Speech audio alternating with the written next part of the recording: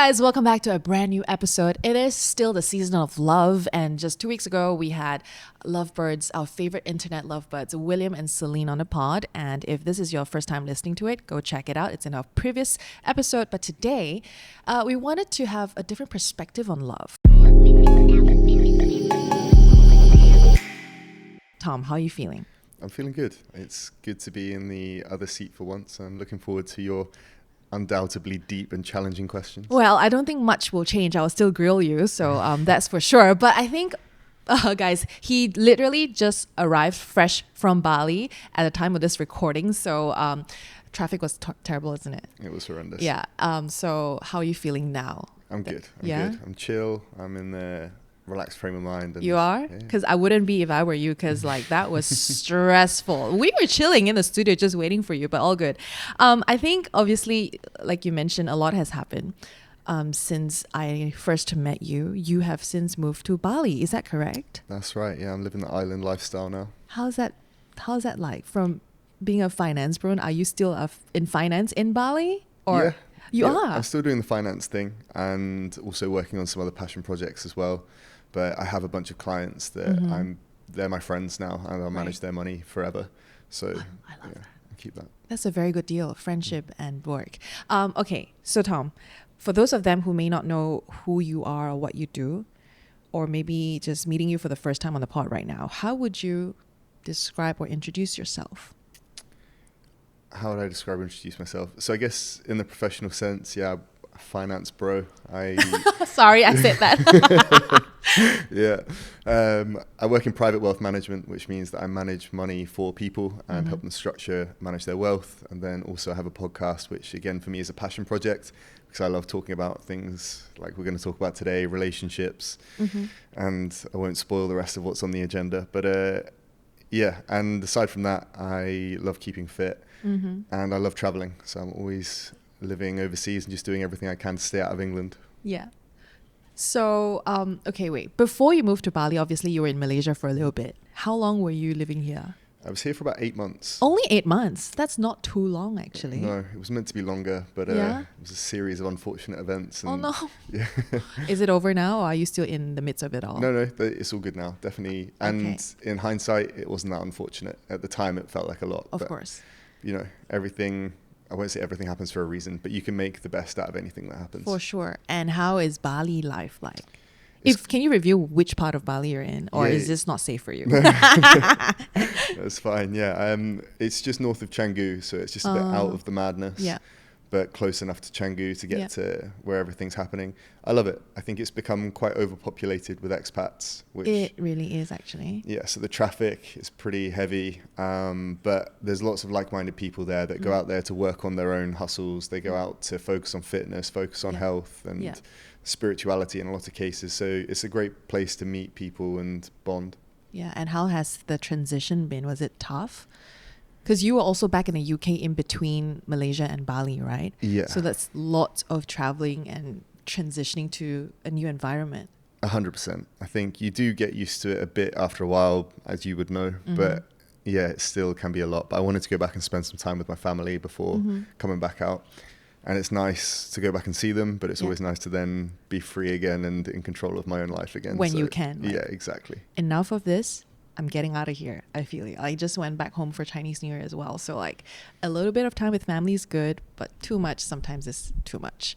But okay, speaking of family, I feel like I would love to kind of dive deep into your childhood a little bit because as we all know, a big part of our childhood shapes everything that we do today, like how we love, how we deal with relationships, how we measure success and all of that. So let's go back in time, Tom. Are you ready? Let's do it. I didn't get to do that on your pod the last time, so this is my turn. So walk us through your childhood. How was young Tom like?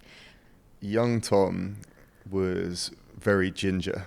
Ginger? Bright orange hair. Yeah.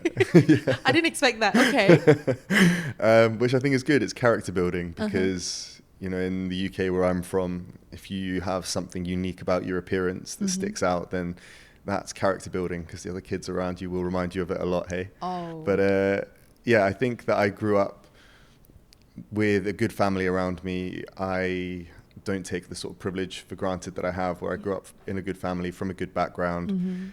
And yeah, I think not much has changed apart from maybe a little bit more mature now, but just very curious about everything, wanted to understand how everything worked.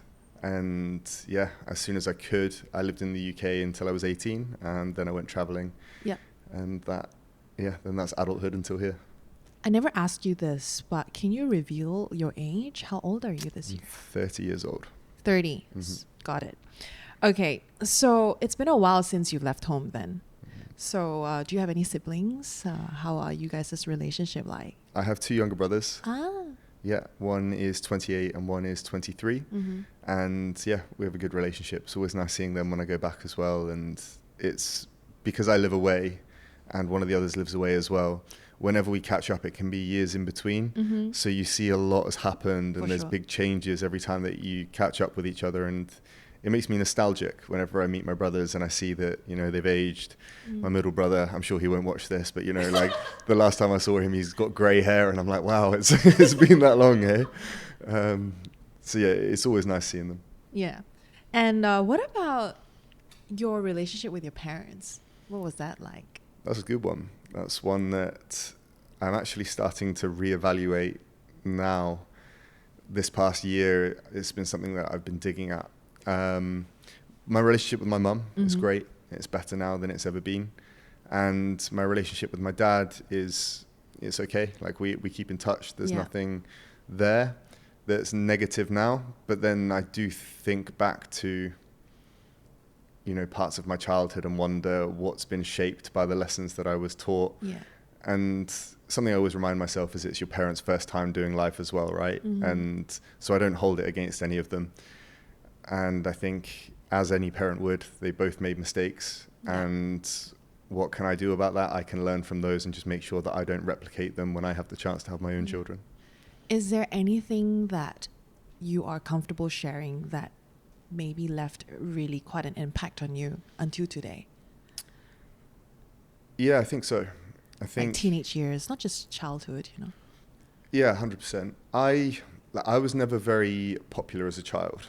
Okay, and when I went traveling, like I'd spent my whole life thinking I was a little bit weird or a little bit of an outcast, right? And then when I went traveling, I met groups of people that I just fit in with. I clicked. I didn't feel like I had to be trying hard anymore. I was loved for who I was. And I didn't think what it was. I thought, oh, okay, I just wasn't growing up with my people, and now I've met my people. But then I think back to some of the lessons that my parents taught me, and one of the things that my dad always said, and he would have said this with the best intentions, right? He would have said it to motivate me. He would have said it to make me tougher and not be bothered by things. But he would always tell me that because I was his son, that I was going to be doing amazing, that I was better than everyone else, and if ever anyone picked on me for the color of my hair or something, it's because they were jealous. And he gave me this air of a superiority complex, and then I felt like I had to try and prove that as well. So whenever I went into a new group of people, I'd just been told that I was smarter than people, stronger than people, and I felt like I tried to put that across. And as anyone will know, if you meet someone that's trying to convince you that they're smarter than you and better than you, you're going to think, can you swear on this podcast? Yes, you can. There's no limitations. You're just not going to like that person, right? But I think especially as a child, most of childhood is just learning social skills, right? It's learning what works. You don't know who you are. Yeah. You can't be yourself as a child because you don't even know what that means. And I think as an adult now, I know who I am. And now I make friends a lot easier, and I can be myself and be a lot more genuine. And I think, okay, when I have children, it's going to be a different lesson and a different message that I convey to them. Because I also think another facet of that isn't just in the trying to impress other people and trying to live up to this image that I have, that my dad's told me I'm better than people. It also gives you a sense of entitlement. Yeah. And in my younger 20s, I'd spent my whole childhood being told how brilliant I was. And I thought, okay, I'm just going to be rich and famous because I was told I was this brilliant, right? I just thought the world was going to hand me a living. Yeah. So I didn't work hard. And it wasn't until I was later in my 20s that I realized that the world wasn't going to hand me a living. And actually, I needed to put the work in if I wanted to make that happen. And now, you know, I've managed to turn that around. But again, what I learned from that is when I have children, I'm not going to be telling them how brilliant. Not how brilliant you are. I'll structure it like, you're very capable, and if you've got the work ethic as well, like you Yeah. could make something Yeah. of this. So everyone's just improving on what they had, right? And my dad didn't have the best household to grow up in, so I think he did pretty well with what he had. Yeah. But yeah, I'll just try and do better. And I think you are breaking the cycle also. I'm curious though, what humbled you? Because you said you were that entitled young man that you were because of what was being fed to you. So when was that turning point? Did anything happen? Like, was it from a breakup, like a girl that you were with that really made you realize, okay, wait, life is not that easy after all?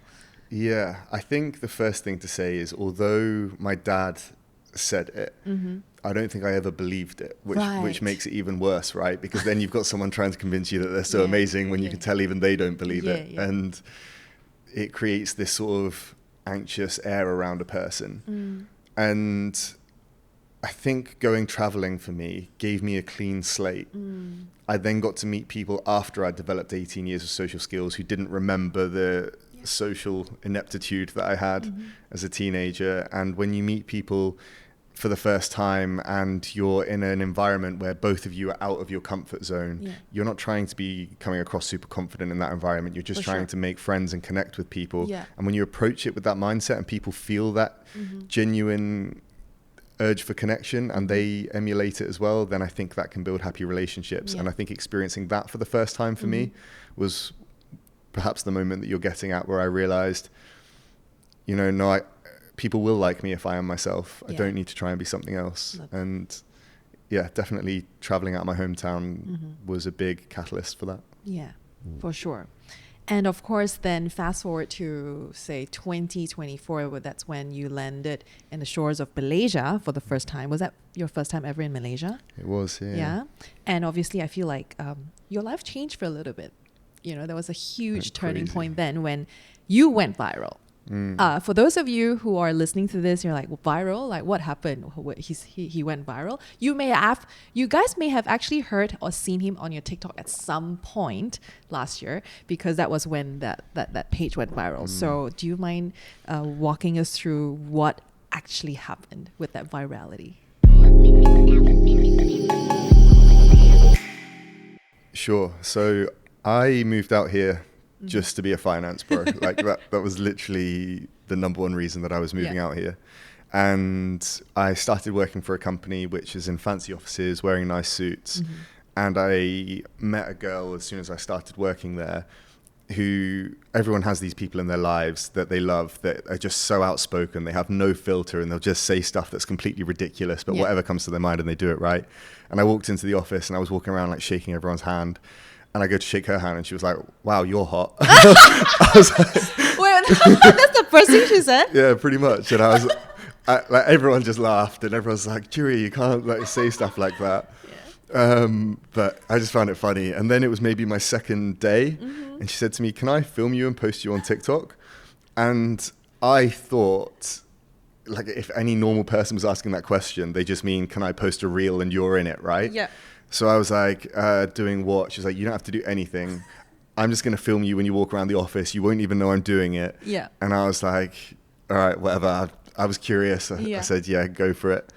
And then she took it away. I didn't see or hear anything from her for a couple of days. And then she showed me this page with the video, and the page wasn't her TikTok. She created a TikTok for it and called it Someone I Work With. Okay. And it was just a video of me walking around the office where she'd just been filming me from other rooms. And yeah, it just went viral. So then we started leaning into it and doing more content together. And yeah, it went pretty viral for a few months. Yeah. Yeah. Are you guys still doing it today? We're not keeping up with it because we live in different countries. For sure. And it was a great thing for both of us because it changed both of our lives in different ways. It gave me the platform to start the podcast, which I was really grateful for. For her, it meant she got headhunted by multiple marketing agencies. Amazing. And she's now working for Gary Vee, who's one of the biggest social media gurus out there. Yes. And whenever we catch up, like I'm going to see her while I'm here in Malaysia, and just for old time's sake, we'll shoot a few videos together and post it up because we enjoy it. Like, we have a lot of fun together. But did you enjoy it at the start? Because you did say that you might be a little bit shy on camera before. Oh, 100%. Yeah, that how did you slowly get comfortable? It Did it wa- take long, or did she, It- was it all her that? It wasn't smooth. So Yeah. her background, she's always been big on social media. She Right. was modeling and influencing at 18. Okay. And she's now 30 odd. Sorry. And she's super comfortable. She's got a very high threshold for cringe. Like, not a lot Right. makes her cringe. I have a very low threshold for cringe. And also I had some trauma with social media that I hadn't fully unpacked. Okay. So for me, it was very much out of my comfort zone. Yeah. But she was the brains behind it all. She's like, right, I'm going to film this. I'm going to do that. And then she would show me videos and I'd be like, I hate it so much. And it was hard because she was the brains behind this, right? It was her baby that she was building. And I was definitely anchoring it and slowing down and removing some of her creative control. Mm-hmm. So it created some friction. And honestly, I don't think I've ever met someone and become such good friends with them in such a short period of time. Yeah. But there are road bumps with that. Like, we For fight sure. like we're best friends that have known each other for years as well when we go over things like that. Mm-hmm. So yeah, it definitely wasn't a smooth Easy, road. yeah. It definitely pushed me out of my comfort zone. And there were a couple of things that happened where I was like, okay, I think I'm done. Yeah. But then, I don't know, you get over it. You stop taking yourself so seriously, Yeah. right? And I mean, I think if anything, it helped you discover a different side of you, right? May I just bring this up? Because obviously I am probably one of the many people who have stalked that page before I met you. So when you DM'd me, I'm like, wait, who's this guy? Oh, he looks familiar, but I forgot where I've seen you before. So what I'm trying to get to is a lot of people are invested in your friendship with Juria. And in fact, a lot of them do not believe that you guys are just friends. Am I right? Even Yeah. until today, you go to that page, again, it's someone I work with. You see in the comments that people are like, just waiting for the day they get together. It's so funny. I'm sure you guys laugh about it and talk about it. And what are your thoughts on it? I had my nan on my podcast, and she asked the question as well, because my nan is determined for me to settle down, marry, and have kids. Sorry, of my own. nan as in Grandmother. Grandma, okay. Yeah, my grandma. And we started talking about Juria, and she said, you know, why did that not turn into anything? Because she's seen pictures of her, and she's obviously a beautiful woman. She's beautiful. So she asked me the question, and she had her own complications, love complications. You mean Juria? Juria has Yep. her own love complications. I was seeing people when I first got there as well. Sorry, people sounds like A lot. I mean, over the course of the few months, I had my own different complications at different times as well. But we built a friendship that I would never want to ruin. And we're going to go into relationships more, I think, but I don't have the best track record with relationships. And perhaps, again, this comes from my parents. You were asking about the childhood. I don't have any examples of long-term healthy relationships in my family. Yeah. And I have noticed that I sort of have a predisposition to think that it's going to be the same for me. And, you know, even if I get married, I'm going to get divorced at some point. Right. So I kind of have that in the back of my head already. And I don't ever want to ruin what I've got with Juria by pursuing something more or trying to force something more. We have such a good time together. Like, we can just call each other out of the blue, and it's kind of a relationship where it won't be like, what do you want to be like? Hey, like, nice to hear from you. Yeah. You know, it's not something I would ever want to risk ruining by being greedy and looking for more. So Yeah. Yeah. And do you think she feels the same way? I know she does. Yeah? Yeah. Okay.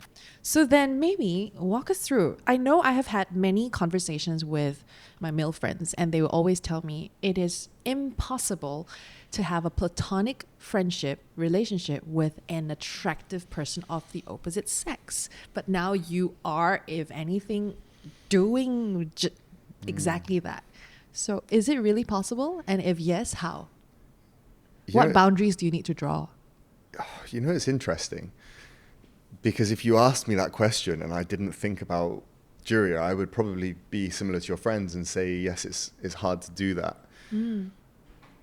But I also think that when you become more self-aware, you can look at someone or something that's attractive, but know that it's not right for you in a certain way, right? And, you know, I mentioned that Juria and I, when we fought, because both of us are quite, we're passionate people, and when we argue, we argued, and I know that Do you guys argue like couples? When we've had 2 arguments, Okay, and both of them have been no intense. no holding back, and then the next day we both kind of come with our tails between our legs wow, that got out of hand. And I know that if we were trying to be together in a relationship, both of us are too fiery to work on it. She needs someone that is more calm and patient with her, and I need someone that is more calm and patient with me. And if you put us together, recipe for disaster. A recipe for disaster. And also, my friends say this all the time. They say, she's gorgeous. Why aren't you? And I objectively look at her and I do think that you're gorgeous, but I look at her and I think I love you as a friend. And I know that she thinks the same of me as well, right? I tell her all of the juicy gossip of my dating life, and I hear all of hers, and there's never any ounce of jealousy or wanting or there. It's just completely open there. So I understand why if I had a partner, they might be threatened by that, because I'm not sure I would be 100% comfortable seeing someone else in the other situation. But I guess that this has shown me that it is possible. Yeah. So are you still single? I am. Oh, okay. You have just made a lot of women watching this very happy. So tell us, Tom, how can us tell if a man is really interested in us or just want a friendship? Because I feel like, obviously in the beginning, like you and Julia say, both of you were single. I'm sure you guys had to navigate that. But now you guys are way past that. You guys are bros for life, right? That's such a good way of putting it. Yeah, bros. You guys are bros. But but if I'm quite sure a lot of women now today, if they meet a new person, sometimes men don't give very obvious signals, or you're not very clear with the intention. So what are the things that we can look out for? Good question. I think something to be considerate of is men will be looking for multiple different things at the same time. Break it down for me. Okay, to break it down for you, if a man is single, he might be looking out for his future wife and partner and the mother of his kids. But if something comes along that is going to be a situationship that gives him some excitement in the short term, then he'd be looking for that. And the kind of people that fit each criteria are going to be different. So how is he approaching it with you? Because again, I'll use myself as an example, but I'm scared about your follow-up questions. Don't be. I'm nice. I don't bite. In the last month or so, for example, I've gone on a date with someone where it's just been casual, and I've said, okay, let's go and just get a drink and see what happens. And I've taken someone on a date where I've been like, I'm going to send you a car. I'm taking you to this nice restaurant, put on something nice. And it's because different people will look like they fit into different boxes for you. And I think now I'm past 30 and I know that I am now starting to look for something longer term and looking to build something with someone. I'm now prioritizing that. Whereas before I've been scared of doing that because I would often think, okay, I'm gonna go at this. And then I quickly realize it isn't. And then there's no room for anything else. Yeah. But now I'm of the mindset, okay, I would rather shoot for my number one goal. And if that misses, then I move on rather than just aim for my number 3 goal of, okay, we could just have something casual and ruin the chance of having the thing that I want the most. Yeah. So that's where I am. And I think if you're a woman, how is the man going about it? Is he just texting you saying, you know, what are you up to at 11 o'clock at night? Is he saying, let's go and do something romantic together? Is he trying to build romance, or is he just trying to create situations where he's looking for company without a whole lot of effort put into it? Because I do believe, I said this to someone the other day, I think I'm in like the top percentile of busy people on the planet, right? With the amount of things that I'm trying to do. But if I meet someone that I am romantically interested in and I think, okay, this could be something, there's no way that I don't make time for them. Yeah. I will still use the excuse that I'm busy when I'm doing it. But the honest truth is, if I was sure that that's what I wanted, there wouldn't be anything that got in the way of that. And I think that if that's true of me, I think it is going to be true for 99% of the male population. So you're saying that if a man, no matter how busy he is, if he really is keen on the girl, no matter how crazy busy his schedule is, he will make time, even if it's a 30-minute call, right? Even if it's a 30-minute call, because if he's that interested, the woman is going to be on his brain and he is going to be checking his phone to see if she's texted and everything else. And if he's not doing that, then he's probably not that interested. And if he physically can't make the time, if he's doing 14-hour days or whatever, like he will still be checking in at the end of the day, just being like, I can't wait till this is quietened down so I can spend some more time with you. He won't just be like, I'm busy, and then message you 3 days later. I love that. Because I feel like, I think in my past experiences dating, I have definitely had men that will always tell me that, sorry, I've been really busy. And it's not been consistent. I think consistent really is the key here. Like a lot of them at the start, when it gets hot and fiery, they are very present. And then slowly down the road, that presence kind of diminishes or like slows down. So is that an indication that they may not be interested in anymore? You reckon? It could be. I think Is that something you do? Yeah. That's what I meant when I was scared to go at anything that hard, right? And open with a date like, let's do this, because I know that I have a tendency to do that. Yeah. And I don't want to do that to a woman where I give her, sweep her off her feet and have her thinking, oh my God, this is amazing. And then a month later, I've realized that it's not quite what I'm looking for. And then I take it all away, because then I feel like a piece of shit. Yeah. And yeah, it's not fair. But now, I've kind of switched. I'm just being more selective and more intentional with it to try and avoid that happening as much. But I'm not going to risk not doing that for the right person to get there. But it definitely does happen. And I don't think that's male specific either. Like 100%, sure. People start dating and we project perfection onto people, right? If I see a beautiful girl in the street that I look at and is just absolutely amazing, when I look at her, I don't think, oh, I bet she's not that nice, or I bet she's not that intelligent. I look at her and I was like, wow, that girl's perfect. Yeah. And it's only there that you start getting to know her better. And obviously no one's perfect. So you start bringing down those barriers. And that's going to happen over time. A man's going to meet you, think that you're up here. And because you're human, you are going to slowly reveal your flaws over time. And you're supposed to, because you have to be vulnerable to build the connection. Mm-hmm. But for some people, they're not going to want that, and then they are going to pull away. So it's just unfortunate that it's one of the hard parts about dating. For sure. So how has your dating life been so far, apart from that date that you were just talking about? Not great. No. Not great. Is it hard? I don't think you are. I think you are a pretty eligible bachelor, right? Like for me, I would assume that it's not that hard for you to get girls. Would you agree with that? Objectively, getting girls, no. But if I wanted to just go and get girls, then I could just go and get girls. But it's different from finding a romantic partner, like you said, which is what you are, the phase that you're currently in. Because I feel like I remember the last chat I had with you when I was on your podcast. We had this fuckboy conversation for a little bit. We did. That people think you are a fuckboy. Would you say you were one? I would say I was when I was 20, 21. Okay. I don't think that I have been since then, but 100% there'll be some people out there that think that I am. For example, they'll think that I love bombed them because I took them out for a nice dinner and sent them a car and everything else. And then a week later I was like, okay, no, I don't want anything anymore. And so they're going to be like, he's a fuckboy. The reality of it is what I was saying, where no, I'm looking for something and it isn't met, but it's hard. And you don't say that to people, right? Yeah, for sure. Yeah, you just leave that out. So different people have different perspectives on who you are, right? There's a million different versions of you in different people's minds. Yeah. And I'm sure there's going to be a lot of people in which I'm a fuckboy.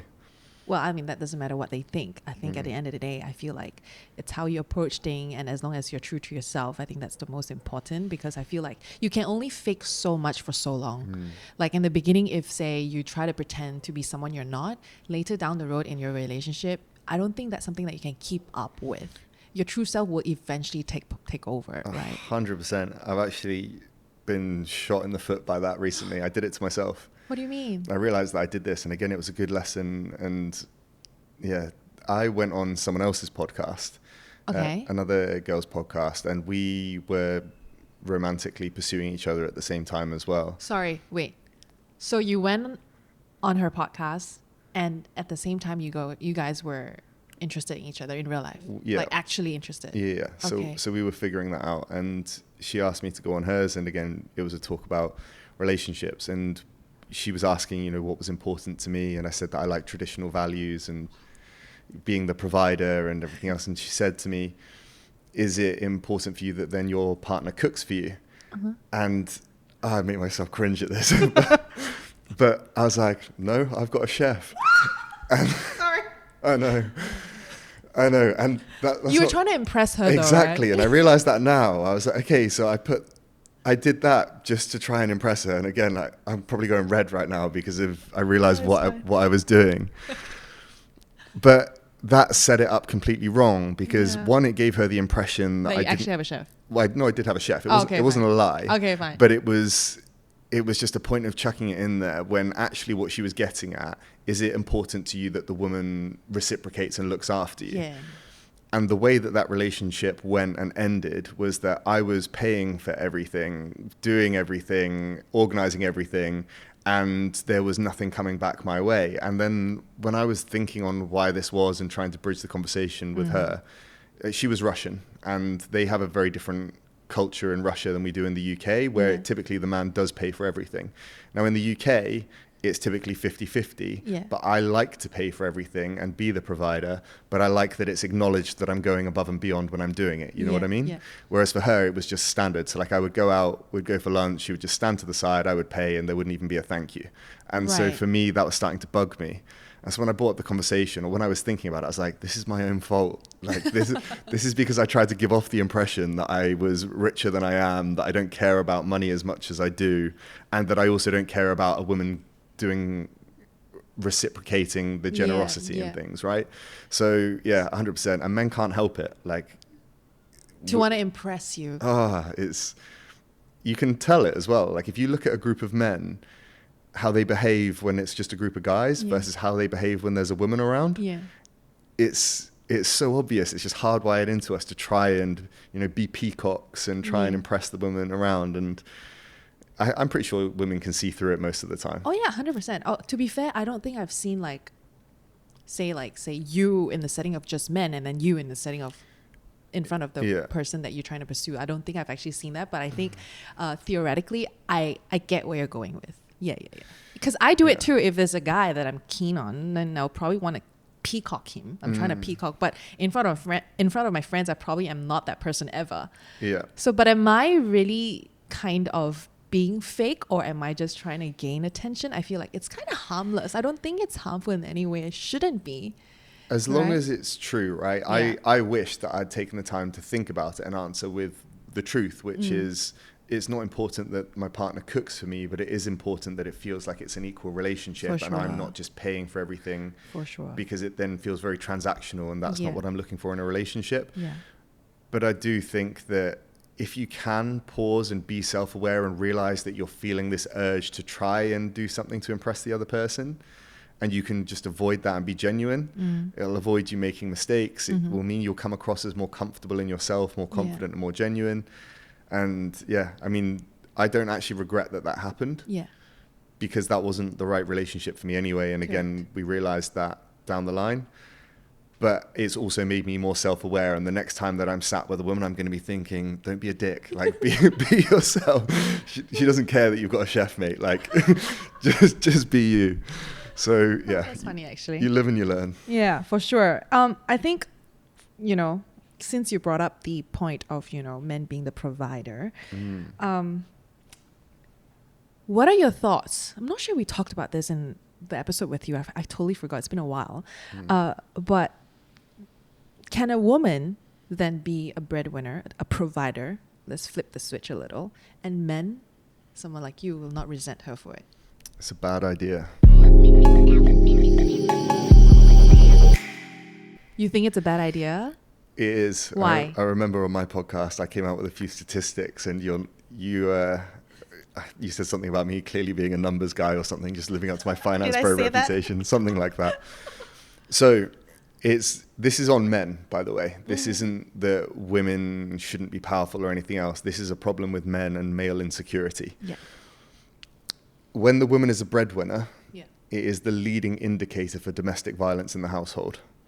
Yes, we talked about this. We did, yeah. So it increases the likelihood that there'll be domestic violence in the household by 30%, which is the single biggest increase of any variant.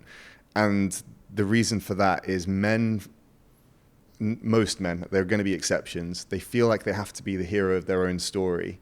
They feel like they need to be the provider and the leader in most cases. And when the woman is the breadwinner and being more powerful in that sense, men feel like they need a way to claim power back. And the way in which most men can do that is they are generally bigger and stronger.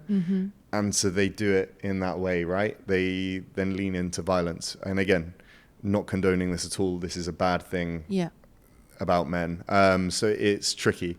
Now, there are going to be some situations which it works. You're going to have men which are comfortable being in a beta role where, you know, they don't need the power, but most men, it doesn't bode very well with. So yeah, it's a tricky one to navigate. How do you think we can change that narrative? Because obviously, like our generation, we will eventually have our own children. And I feel like that itself is a space and opportunity for some change, right? For us to maybe parent differently. So how would you parent your son differently then? Based on the stats that you have? I don't think this is a nurture thing. I think this is a nature thing. Okay. I don't think that it's an issue with how these young boys are raised, which is then causing them to lean into that. It's to do with the biological makeup that men feel like they need to be doing this in order to feel validated. So there are lots of different ways that I will look to raise my son, but I don't think that there's a way in which, you know, you can drill that out of it. I mean, obviously you raise them to never lay their hands on women and obviously you can go down all that route. But yeah, I don't think that solves the issue, because even if there's not domestic violence, that's not the whole issue here. The whole issue here is the fact that men struggle with being in that position under a woman, and women actually struggle in it as well. For sure. Women are typically hypergamous, which means that they want to date across or upwards in terms of education, income, and social status. And they tend to resent the man if the man isn't keeping up with them as well, and be looking to upgrade. So again, it's not just on a nurture of young males on this one. It's going to be difficult for both of them. Yeah, for sure.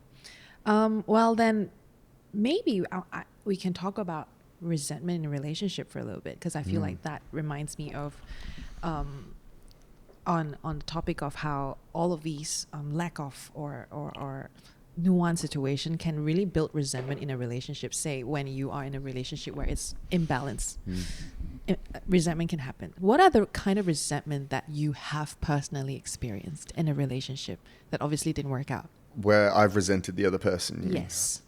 Okay.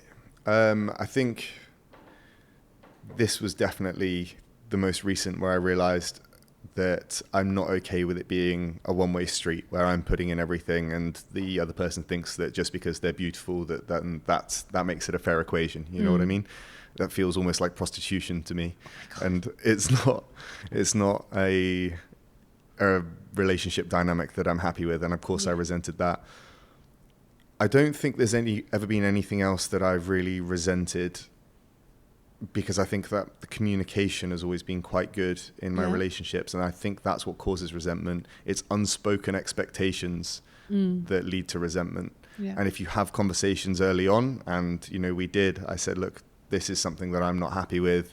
And then it turned out there wasn't really a compromise that we were happy with. So we knocked it on the head. Whereas if I hadn't said anything, then that would be a resentment long term. So that's the only one that's coming to my head that I have resented. Curious, that relationship with that Russian girl. How did that conversation end? Was she upset, or like was she shocked that we brought up your struggles perspective? Yeah, it didn't go well. It didn't go well. Again, someone that is also very fiery, and on this one I wasn't fiery at all, but it was something that I can understand where the difference started, right? Because I'm coming from a position where what I was doing isn't the norm, and I'm going above and beyond, and then I expect at least some appreciation for it. Whereas from her point of view, it's like, this man is just doing what every man would do, and if you don't want to do it, there's 100 other men down the street that will do it and not whinge about it. So it creates a difficult start point, and then it also revealed some personality clashes as well, in that she didn't want to listen and understand. And, you know, if you're going to fall out about something as simple as saying thank you for lunch in the early stages, then again, I'm thankful for that, because it shows that it wouldn't have lasted long term. It reminded me of a conversation we had on your pod that, let me know if I can't bring this up, like you had an ex that was like perfect on paper. Mm. She was like the perfect girl, but you guys didn't work out. Mm-hmm. I don't think we dived much into that too much, but like Yeah. what didn't work out? What didn't work out? Okay, so just to clarify the perfection thing, Mm-hmm. she was perfect in the sense that she did everything right that she could. Yeah. Okay, doesn't mean that she was perfect for me and what I was looking for. This is going to be very controversial, and I think half of the fans that you have might turn on me for this. There's a subconscious thing that we are looking for in a partner. We are always looking for the genetics that we're going to be passing on to our children. Mm-hmm. And we might think, oh, I like thick legs or a big bum or something else. But no, that's what we like about that is what it genetically implies, that the person is fit, that the person is healthy, that they are fertile in a woman's case or so on, right? And, you know, women, you like tall men, generally strongly built. You like a strong jawline. Again, this isn't just for aesthetics. Yeah. You like this because it shows that they've got high levels of testosterone. The kids are likely to be big and strong and be able to protect themselves. You look for intelligence and capability because it means that the man's going to be able to protect and provide for the kids and so on. So we're subconsciously looking for those things. And there's not a lot you can do about your genetics. So if I meet someone and I think, okay, look, I really like you and I enjoy spending time with you, are you the person that I want to settle down with and have kids with and spend the rest of my life with? There can just be something in the back of your head telling you that this isn't right and this isn't the person that it's going to happen with.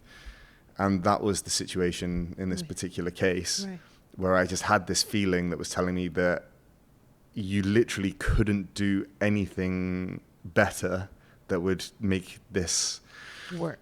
Yeah, that would make this feeling that I have go away. Which is a shame, right? Because, you know, imagine you meet someone that treats you in the perfect way that you like to be treated, but then that's not enough. And I'm not saying this from the point of view that, you know I was right. I think that I was, but it doesn't mean that I don't ever question myself, right? Yeah. Because I've not ever found the perfect person. And am I setting the bar too high and looking for too much? And have I walked away from something really good in the pursuit of something that doesn't exist?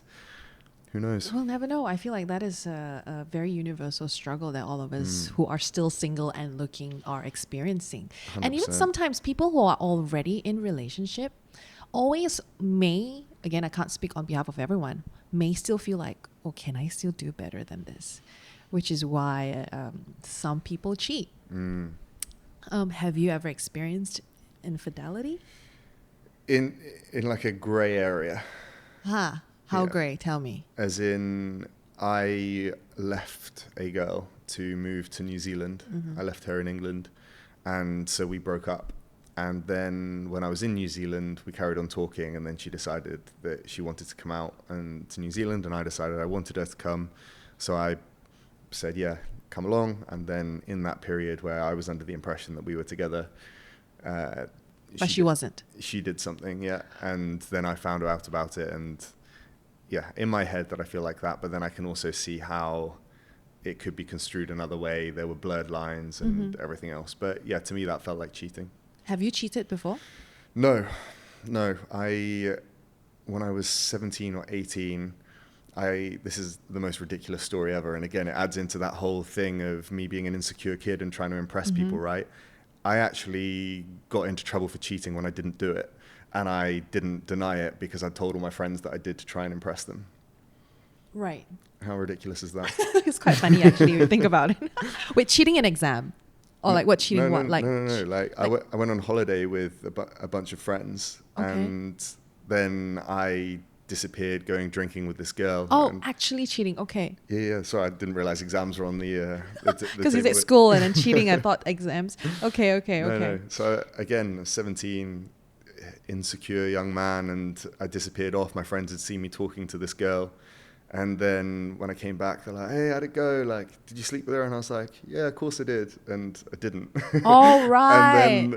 and then, of course, like my friendship group was all from home. And I was like, the next morning I woke up. I was obviously very drunk as well. I was on my first ever guys' holiday. Aww. And I woke up the next morning and I was like, what have I done? And so I was like, right, I've got two choices here. One of them is go and tell all the guys that it never happened and no one's going to believe me anyway. They're going to think I'm trying to cover for my girlfriend back home. Well, the other thing is I've just got to go with it and pretend that I did. So I took all of the the flack and the trouble for cheating, even though I'd never actually done it. But I mean, I deserved it for saying that I did it anyway. Yeah. Oh wow, that's quite a story actually. Well, at least you didn't do it. Yeah. But I think a lot of people kind of want to discuss this as well. It's also a very popular topic. Like, why do men cheat? Do you have people in your life that have cheated at it that you have witnessed, and you're like, what's the psychology behind it? What's usually the reason that people do? I don't think there's any one reason. I think that it's so situational, and it could be a range of them, right? Like, one of them, as you said, they can be in a relationship which is a region beta one, which means that it's one that's just good enough, but not one that Is that is the definite right thing for them, and they're always looking out for more. The other one is the fact that men biologically have this desire to sleep with multiple women. Like, it's a biological thing that we try to impregnate as many people as possible, right? And we can try and fight that, and a lot of men do fight it successfully, and a lot of men don't. But I think immediately you have your biology up against you in that situation. And then, of course, there is just maybe the self-destructive or fun element of it as well. And for some men, that they go pursuing after that, and then every kind of variant in between those options. the thrill, seeking the thrill, right? I feel like you've been very vulnerable with us here, Tom. I really appreciate that about you. And I feel like, as much as you say you may have that fuckboy persona for some people, but the fact that you're able to sit down and really have such somewhat deep conversation with someone you've only met like twice. This is our second time meeting. That says a lot, but at the same time, I don't think this is something that a lot of men can do, to really strip down bare naked, not literally bare naked, and be vulnerable. So have you always been like this? No. So what changed? How? Literally that story that I just told of, what I was like when I was 17, there was no chance I was ever vulnerable at that stage, because everything was a persona, everything was an act. And I think that I'm able to do it now because, as I say, that I know who I am. And I know that a lot of people will listen to that story. And if that was, a representation of who I was, they'd be like, that guy's a terrible person. But if you don't look back at who you were in the past and cringe at yourself, then you haven't grown, and you should be worried. So I look back on my childhood, and, it does make me uncomfortable thinking about how I behaved as a teenager as well.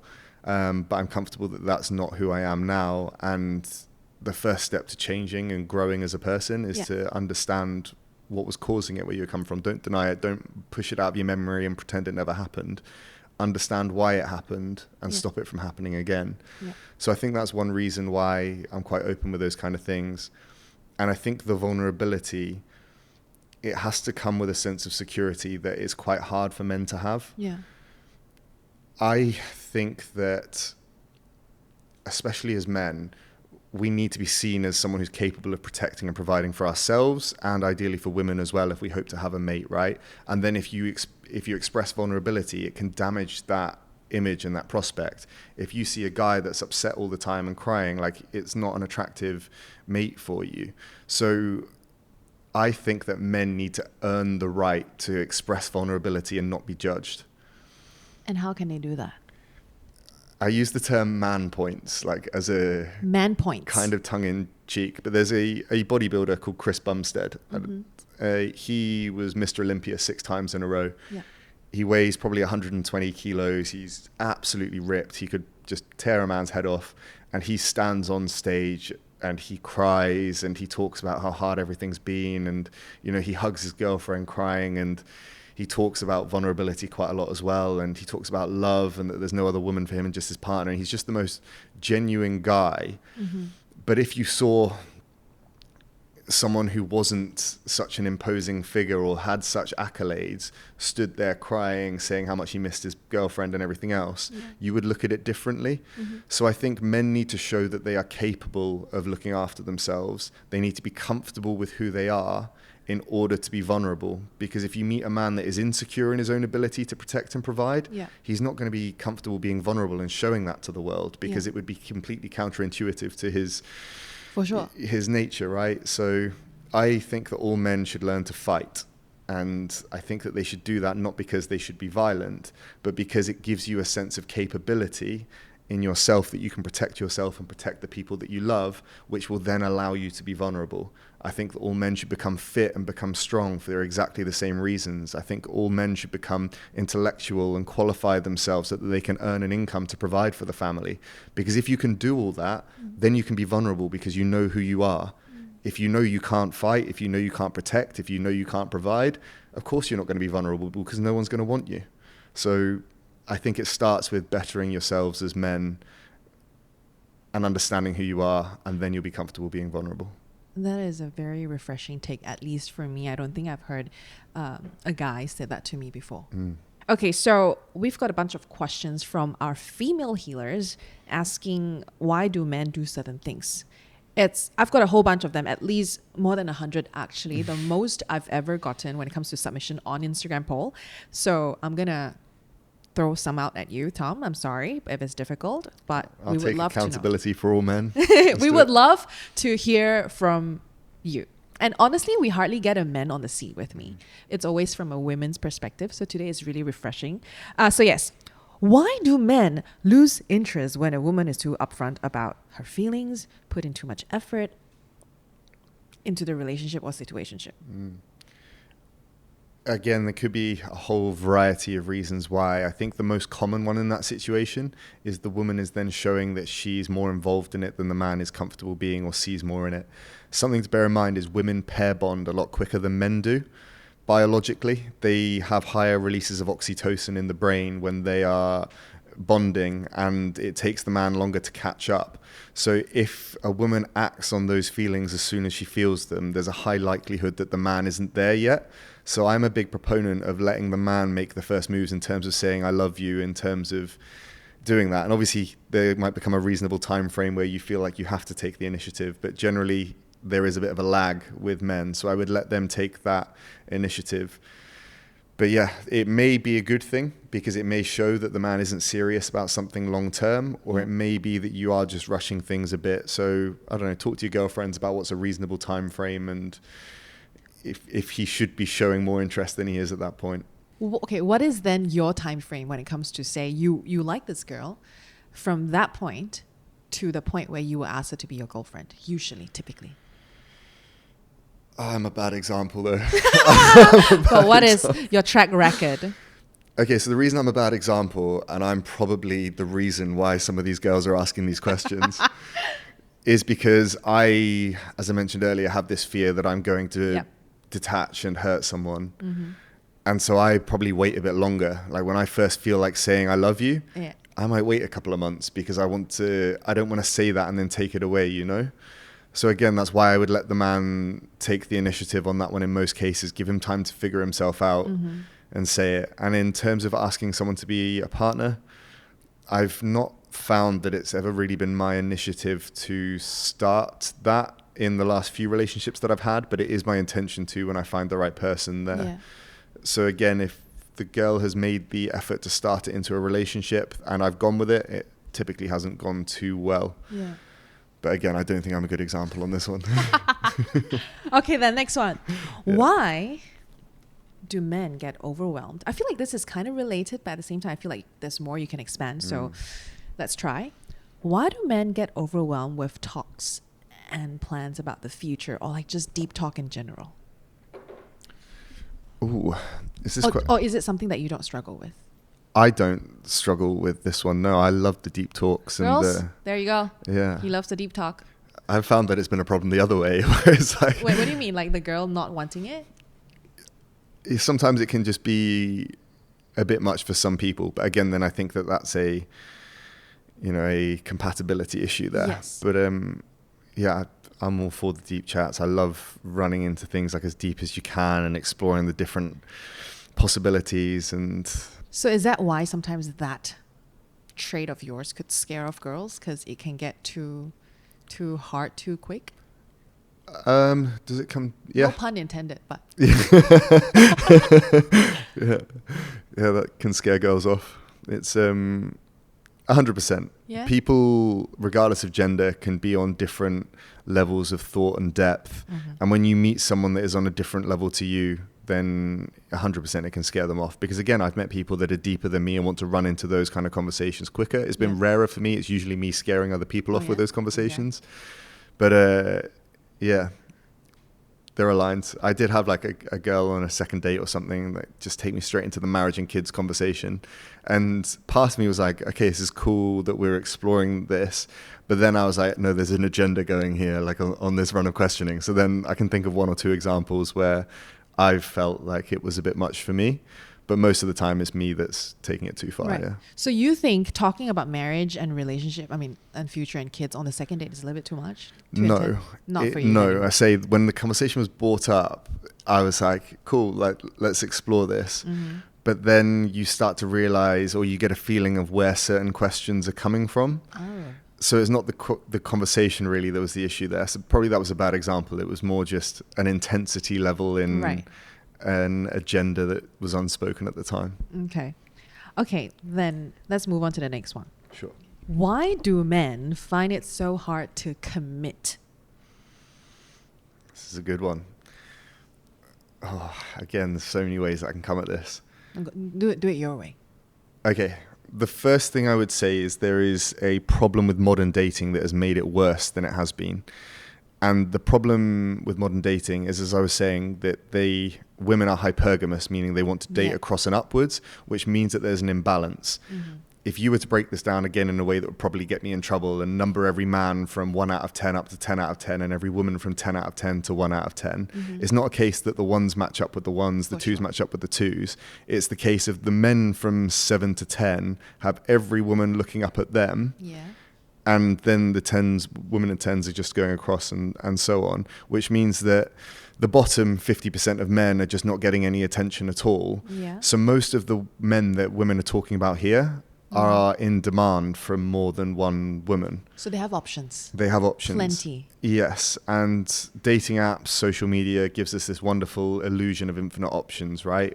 You know, when that TikTok was going viral, I was like, I pick anyone I want, you know, but it's not real life. It's social media, it's dating apps. And just because there are people expressing interest, it's at surface level. They don't know you yet. You don't know them yet.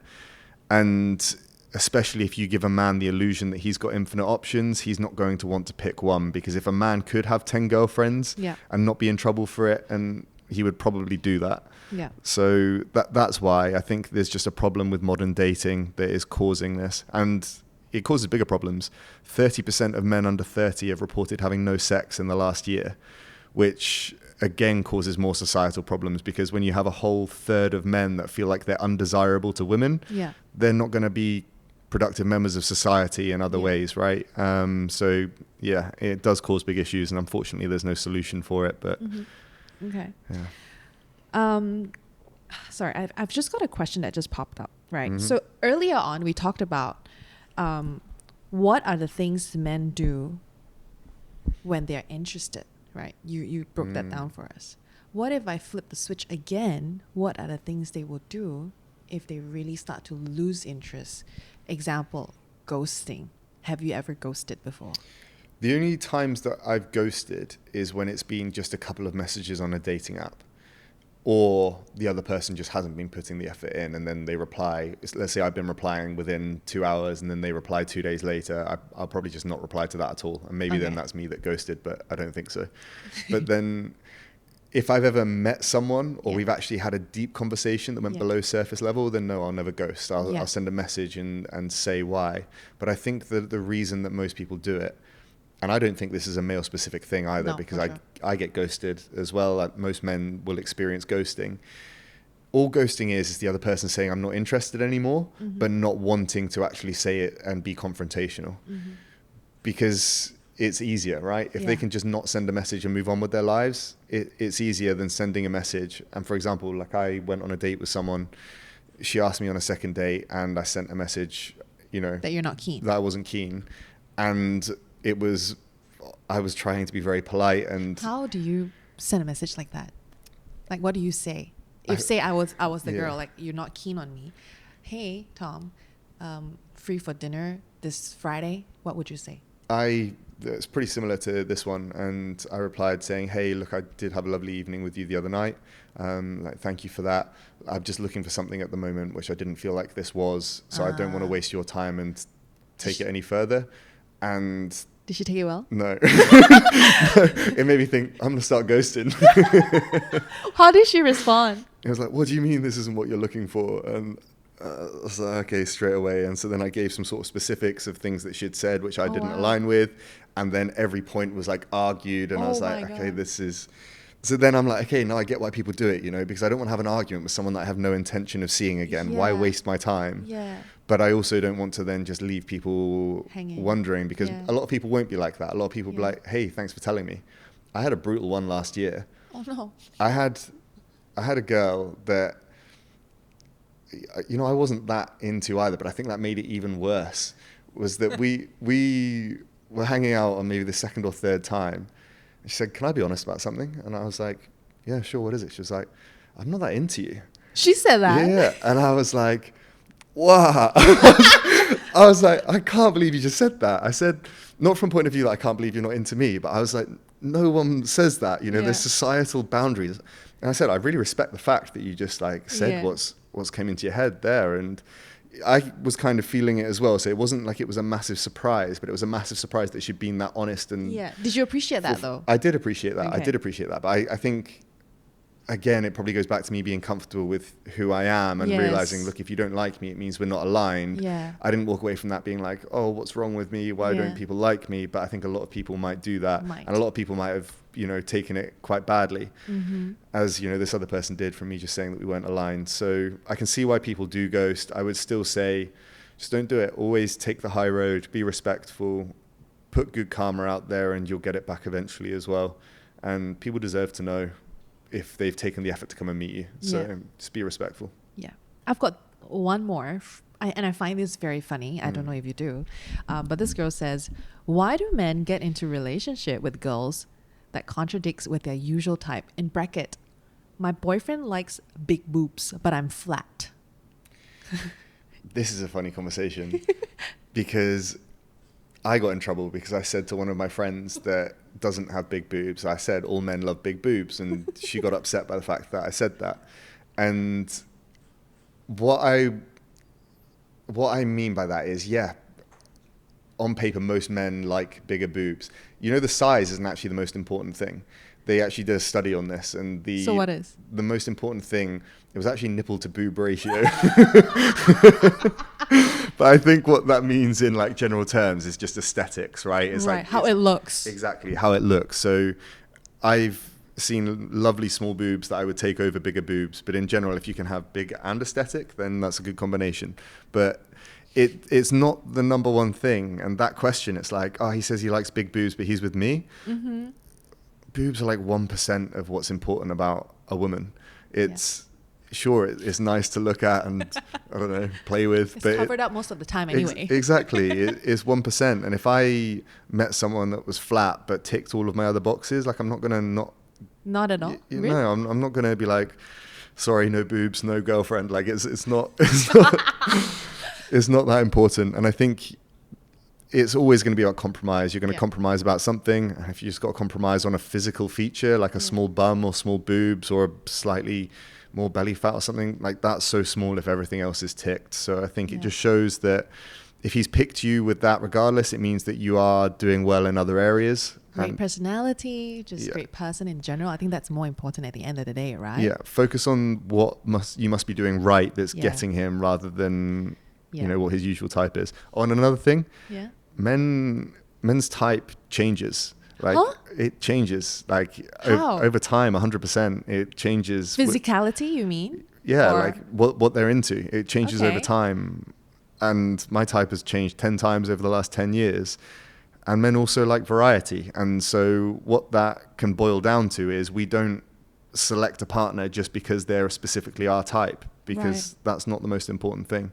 What is the most important thing for you? The most important thing for me is compatibility.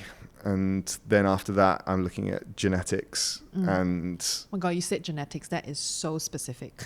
Yeah. Yeah, I mean, that covers most physical Yes. things. It covers intelligence, Yeah. and I like to keep it vague. I don't like using the word so much because some guy, you said I sound like Hitler talking about, I want blonde hair and blue eyes when I say Oh. genetics, but Yeah. it's not that, right? It's just the combination of intelligence, Yes. of physical appearance, and Yes. everything else. Okay. So what is your type at the moment? At the moment.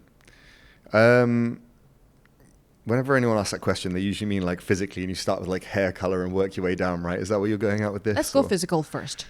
Okay. Again, I could describe this to you, Yeah. and then you could bring two people in the room. One of them And could they might perfectly not. match my description. The other one could be completely opposite, and I would be more attracted to the other person. So I would say hair color is really not that important. Boobs generally bigger is usually Nicer? more appealing to me, but again, if you brought two people in, that probably wouldn't be the deciding factor for me. Yeah. I prefer an athletic build. Mm-hmm. I'm quite athletic myself, so I think I like to be with someone else that shows that they're into fitness. Because that just shows that the lifestyle could be compatible, right? Like The lifestyle Yeah. generally implies health as well. Yeah, yeah. And also shows that we're kind of aligned in Yeah. terms of values, that Okay. if we were to raise children, they'd probably be fit and healthy as well. Mm-hmm. I like intelligent and deep thinkers. I want someone that we can have deep conversations with. And I like someone that we can have one of the things that I realized recently that's actually quite important to me is someone that is very open in their mindset to changes, because I've realized that I've become very open in mine, and a lot of things that I thought I knew have been completely destroyed in the last year. And I love that. I love being like, wow, my look on life has changed. Yeah. And when I meet someone that's not willing to have that same mindset, and they're like, no, this means this. For example, I went on a date with a girl that was like, I would never be with a man that still spoke to their ex. And I just think when you're that closed-minded, you are eliminating a lot of possibilities. You're not trying to understand. You're not trying to grow your own mindset and experiences. So it's important to me that you look at everything with a sense of curiosity and don't think that you know everything or what you believe right now you're going to believe forever. Yeah. Be plastic, be adaptable, and grow. Tom, we have learned so much just from this short chat. I wish we have more time, but we are coming to a close to the end of the episode. But before you go though, I would love to know, is it harder to date now than before because you had that viral moment, because technically now you are famous and recognized? Oh, I don't think that it affects the dating when I'm dating someone. Okay. It affects the dating pool and how that works. Because now you're looking for a different pool of people? Is that what you're trying to say? No. So I saw something from Sadia Khan. Do you know her? Who? Sadia Khan. So I think you'd like her because you love talking about relationships, and she is a female psychologist that focuses on relationships, and she's absolutely genius. I'm going to send you some of her things. But one of the things that she said was that handsome men typically don't end up with the best looking girlfriends. And the reason for this is they are so used to women approaching them that they stop pursuing women and they forget how to. And so they just take from the pool that is approaching them. And when I heard this, I thought, wow, I don't think I've actually approached anyone in the last year since this TikTok thing came along. Now, it wasn't like this before because I still don't know how this TikTok thing happened, because it completely destroyed any sense of self-image that I had. But definitely in this last year, I constantly have people messaging me and approaching me. And I realized that I've kind of stopped approaching other people. Because you've been approached so much more than before ever. Yeah, but then that's interesting, right? Because does that change the way that the dating works? Of course. If people are approaching me and then the woman is the pursuer, 100% that changes. Which is also something you don't like, right? I remember this conversation we had that you don't like when a woman makes the first move. Has that changed too? Yeah, that's an interesting one. I think it's generally a better idea to let the man in most cases. But I saw a perfect example of this. When you say make the first move, it implies that there have been no moves before that, right? The first move is we're having a conversation, I lean in and kiss you. If that is the first move, that's terrible. Yeah. it's a series of pings. Yeah. Was how I heard it. It's like if I'm talking to you and like we're on a dating thing, and then I move in like this, and you stay where you are and you kind of look happy, then that's great. If I move in like that and you go like this, I'm like, okay, I'm not about to go into the kiss, right? And I think both of you, if you're interested, should be constantly sending out and reciprocating these pings, be looking at it from the other person. Like if we're talking and I just like touch your leg, if you like immediately put the pillow there, don't kiss her, bro. Like it's not gonna happen. Read the room. But if we're talking and you touch my leg back, I'm now thinking, okay, great, the kiss is on. So I think first move is a too simplistic idea. Yeah. There should be loads of micro moves and pings, and you should both be giving those out. And if you're a man and you're not picking up on any of those pings coming back, I think you could be heading towards a Me Too movement if you go for something. So don't do it unless you've got something back. Oh, that's actually very helpful. So it's not really a one big first move, but it's a series of, like you say, small pings, right? To send signal to the other person that, yes, you can now proceed to the next step, and then for us to get to the final destination, whatever that means. 100%. Right? And especially if you're a man and you've taken a woman on a date out of her comfort zone, you should be very mindful of every ping that you're sending out, that you're not causing her to be uncomfortable.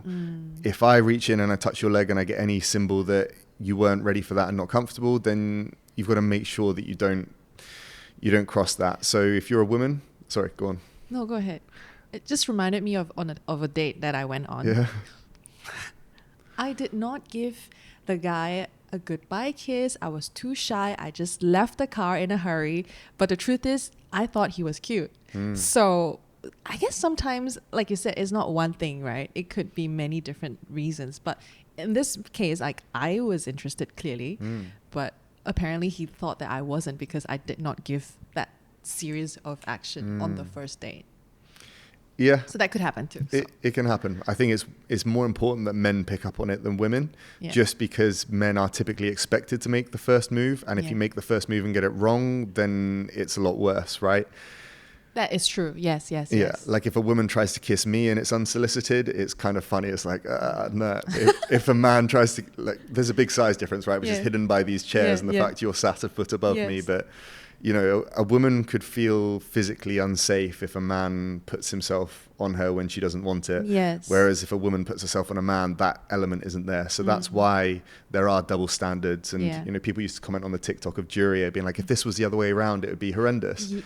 And it would. Like if I was filming a girl in the office that was hot and posting her on social media, then but it's not meant to be the same. Men and women are different. We need to stop trying to pretend that we're the same and the same rules should apply for both, because it's a dangerous road to go down. Now, I'm all for equality in that we give everyone a level playing field, but I'm not for the sense of equality and everyone should be treated exactly the same based on that. And men, you have a responsibility when you take a woman on a date to make sure that she's comfortable. And it's better to get it wrong in the sense of you don't kiss her when she wants it than get it wrong in the sense of you kiss her when she doesn't. So, and if, as you say, you realized afterwards you thought he was cute and you missed out on the kiss, but did you go on another date with him? Yes, I did. Exactly. So you've given him another chance. Yes, that's when I actually made the move to make sure that he receives the ping. Exactly. Yeah. If the pings are taking longer to come back, then it doesn't matter. You can just wait and it will come eventually. If you go too soon, then you'll ruin it that way. So be on the more cautious side. I love that. Okay, Tom, so this is your first time on my pod. But I've got this tradition. Is it a tradition? I don't know, like a thing that I ask all my guests at the end of the episode. So, what are you currently head over heels for? Ooh. Both of my answers are so lame. They are. What? I'm really enjoying work at the moment. Are you a workaholic? I think in most people's books that I would be. And I went through a period last year where I completely burnt out and I struggled to do anything for 2 months. But at the moment, you know, I'm thinking about it before I go to bed. As soon as I wake up, I'm like, right, I can do this. But it feels good. I'm driven. I'm excited. And I love when I'm feeling like that. When your passion and what's good for you align, it's the best feeling ever. Like, it's so good. And I'm really enjoying the gym at the moment. I was injured for a couple of months last year. And now I'm coming back and I'm starting to regain all the strength that I lost. And so that feels good. And then one that I think is slightly less lame, though some people might disagree, is paddle. I'm playing a lot of paddle at the moment. At least not pickle. Paddle, okay, can. Yeah, not pickle. That's not for men. I didn't say it. Okay. Second. Sorry, quick question. Obviously, you're in Bali right now. Is the paddle mad there? Pickle? No, not so much. I've not seen any pickle there. I'm sure there is, but paddle's mad. They've got some incredible courts there and massive communities for it. So good. Okay, sounds good. Second, best or worst. Okay, you know what? Since you are a finance bro, let's give us financial advice. Best or worst financial advice you ever received? Okay, because we've got so many loved ones already. Give us finance stuff now. Yeah. Okay, so the worst. I can't think of the worst financial advice I ever received, but I can think of the worst financial move that I ever did. Mm-hmm. And I was 22 or 23, and I inherited quite a lot of money. And if I'd put that into a pension, it would be enough for me to retire off. Like I would never have had to have worried about it. It would have grown to something I could have retired off. I couldn't have retired off it in that state. Mm-hmm. But if I'd left it invested for 40 years, that's my pension sorted. I never received any financial advice. I didn't know anything about finance at this point. This was while I was still just a carefree backpacker, still finding myself. And I blew all of that money in the space of a year or two. And then... How much money are we talking? I don't want to give the exact number. You don't have to. I mean, it was enough for me to live off for 2 years whilst living a very extravagant lifestyle. And if I just put that away and invested it, I would never have had to contribute it to a pension again. I would have been able to retire.